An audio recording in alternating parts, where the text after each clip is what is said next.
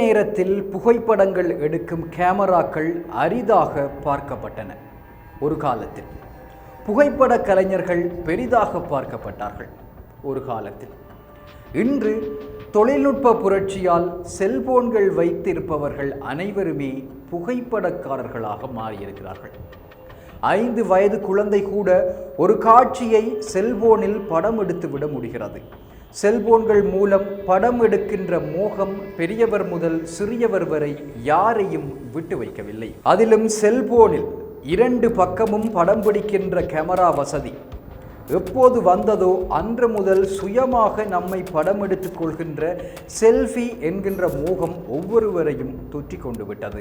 திருமண விழாக்களில் மணமக்களுடன் இணைந்து செல்வி, பொது இடங்களில் பிரபலங்களை கண்டுவிட்டால் ஆர்வத்தில் அவர்களுடன் செல்வி, சுற்றுலா தலங்களுக்கு சென்றால் இயற்கை எழில்மிகு காட்சிகளுடன் ஒரு செல்வி, ஏன் உயிரிழந்த சடலங்கள் முன்பு இருந்து கூட செல்வி எடுக்கிற அளவில் செல்வி இன்று அதுவும் இளைய தலைமுறையினரை ஆட்டுவித்து வருகிறது. புகைப்படங்களை சமூக வலைத்தளங்களில் வெளியிட்டு அதிகம் லைக்குகளை பெற வேண்டும் என்ற ஆசையில் ஆர்வத்தில் ஆபத்தான இடங்களில் செல்வி எடுப்பதை இளைஞர்கள் விரும்புகிறார்கள்.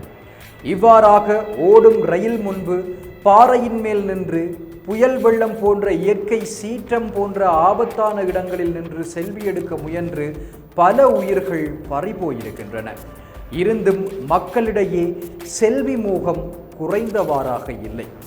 உயிருக்கு உலை வைக்கும் இது போன்ற ஆபத்தை விளைவிக்கும் செல்வி மோகம் இளைஞர்களிடம் குறையுமா? இந்த புகைப்பட மோகம் காரணமாகவே முல்லைத்தீவு குமுளமுனை கொட்டுக்கிணற்று பிள்ளையார் ஆலய கேணியில் மூழ்கி 2 மாணவிகள் உயிரிழந்தனர்.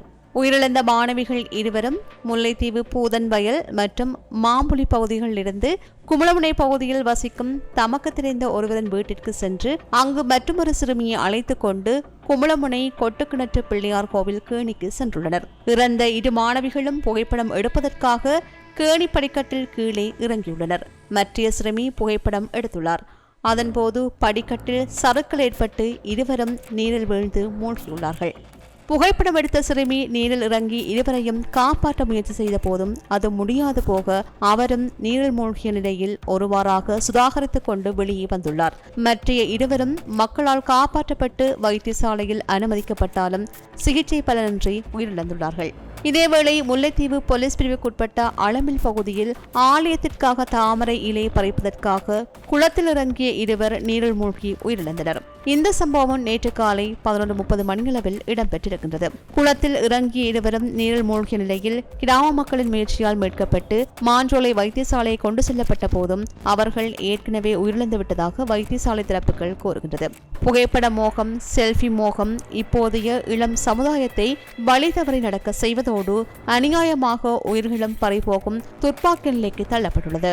இதுபோன்ற செய்திகளை தெரிந்து கொள்ள சமூகம் நியூஸ் சேனலை சப்ஸ்கிரைப் செய்து அருகில் உள்ள பெல் பட்டனை கிளிக் செய்யுங்கள். மேலும் இது போன்ற செய்திகளை உடனுக்குடன் தெரிந்து கொள்ள சமூகமீடியா.com என்ற இணையதளத்தின் வாயிலாகவும் எங்களுடன் இணைந்திருங்கள்.